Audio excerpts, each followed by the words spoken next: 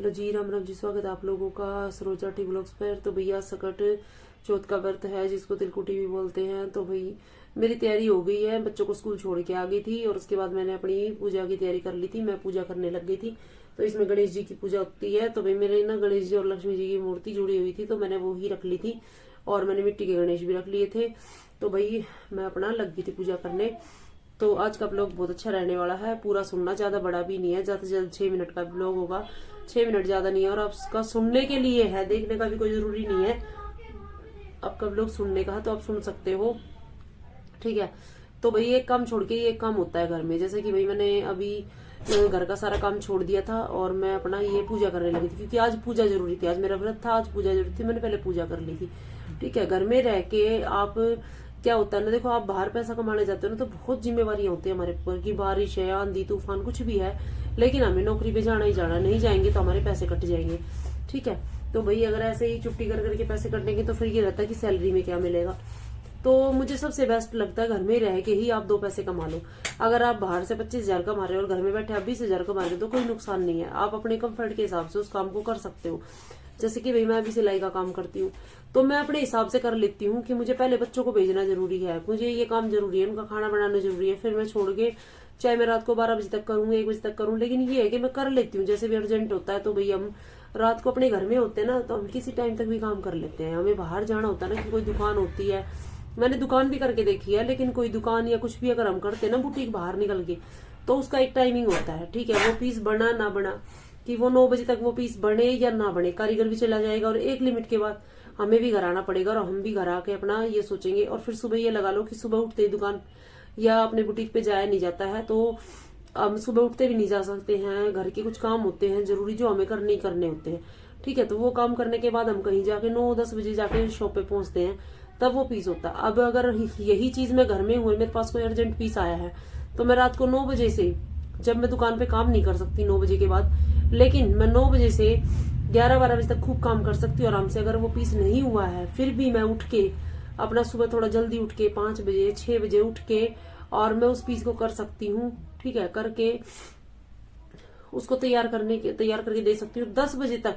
जहां वो पीस दुकान पे 10 बजे तक पूरा भी नहीं होता, वहां वो पीस घर पे रह के 9 बजे तक 10 बजे तक पूरा हो जाएगा, सारी तुरपाई वगैरह सब कुछ हो गया, वो पूरा हो जाएगा और कस्टमर के पास वो पहुंच भी जाएगा।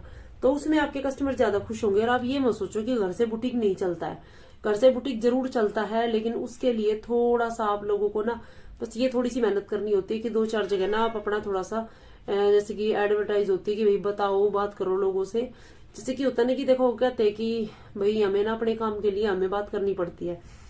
तो आप जैसे भी कहीं खड़े हो 4-5 लेडीज, तो आप किसी न किसी बहाने से ना उनको ये बोलो कि मैं सिलाई करती हूँ, तो वो जो रेट जरूर पूछेंगे। अगर वहां पे आपके रेट पूछे जाते हैं ना, तो आप कम रेट बताओ, कम रेट बताओगे ना, तो वो आपका घर ढूंढते हुए कहीं भी आ जाएंगी। देखो हमारे ना, हम सब लेडीज में एक आदत होती है कि हमें जहाँ 100 रुपए 50 रुपए अगर सस्ता कुछ मिल रहा है ना, तो हम वो वहीं जाएंगे, चाहे वो कितनी भी दूर हो, ठीक है। तो मेन पॉइंट होता है सस्ता। आप टेलर से सस्ता रेट रखो, क्योंकि ना तो आपको कारीगर को देना है, ना आपको दुकान का किराया निकालना है। और दुकान करने के साथ मैंने खुद देखा है कि बहुत सारी सरदर्दियां होती हैं, इतनी बचत आ भी नहीं पाती। अगर पूरा प्रॉपर काम ना हो ना, कि कुछ दिन की छुट्टी हो जाए, तो इतनी कुछ खास बचत आती नहीं है, ठीक है। तो भाई आप ये कर सकते हो कि हाँ, घर पे रह के ना आप खुद काम करते हो ना, चाहे आप 2 पीस बना लो रोज के, तो वो बचत सारी आपके पास ही आएगी। सामान लगेगा जो लगेगा और बाकी सारा जो भी होगा वो आपके ही हाथ में आएगा, ठीक है। और मेहनत जब भी होती है, लोग कहते हैं ना कि कारीगर रखा हुआ है, तो उसके साथ भी पूरी देख रेख होती है, उसको देखना है भाई वो करता है नहीं करता, सरदर्दी बहुत बहुत ही ज्यादा है।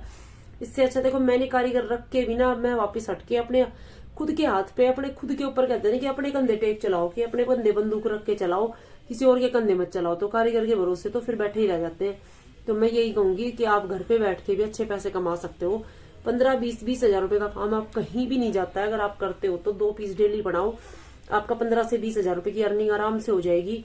और आप किसी भी टाइम बना सकते हो, दिन में आपको कितने भी काम हो, कुछ भी हो। और नींद की रही बात, भाई 6 घंटे की नींद हमारे लिए बहुत होती है। सोने को चाहे हम पूरा दिन सो ले, सोने को चाहे हम 6 घंटे सो ले, और 6 घंटे में अगर आप 7 घंटे भी सोओगे तो कुछ नहीं बन जाओगे, ठीक है। तो 6 घंटे की नींद हमारे लिए बहुत होती है। बाकी टाइम में अपना काम करो, अच्छे से करो, मन लगा के करो और खूब लगन से करो। अपने काम से इतना प्यार करो कि मैंने कैसे भी करके वो करना है, ठीक है, तभी आप कुछ पैसे कमा पाओगे। और ये लगा लो, अगर घर में जरूरत भी नहीं है ना हमारे पैसे की, कि भाई हमारा घर आराम से चल रहा है, तो आप ये लगाओ 15,000 रुपये आप हर महीने जोड़ रहे हो ना, तो आप कम से कम 1.5 लाख रुपए साल में बना लेते हो।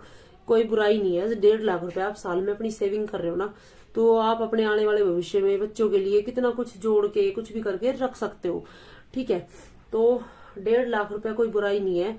और आप हर महीने 15,000 भी कमा रहे हो तो कोई बुराई नहीं है उसमें से। आप 1.5 में से भी मतलब कुछ खर्च भी कर लोगे ना, जब भी आपके पास बहुत पैसा रहेगा।